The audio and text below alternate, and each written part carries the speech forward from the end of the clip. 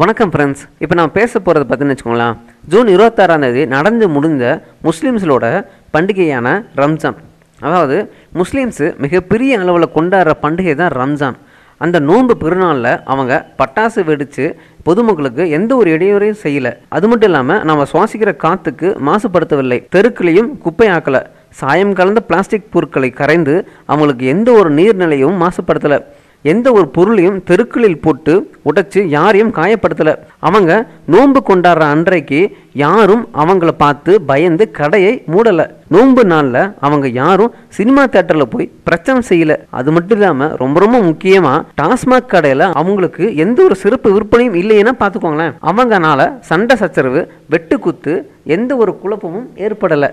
அவங்களும் நல்ல வயிறார சாப்பிட்டு மற்றவங்களுக்கும் சாப்பாடு கொடுக்குறாங்க. அவங்க மட்டும் உணவு சாப்பிடாம சாதி மதம் பார்க்காம எல்லா ஏழை மக்களுக்கும் சாப்பாடு கொடுக்குறாங்க.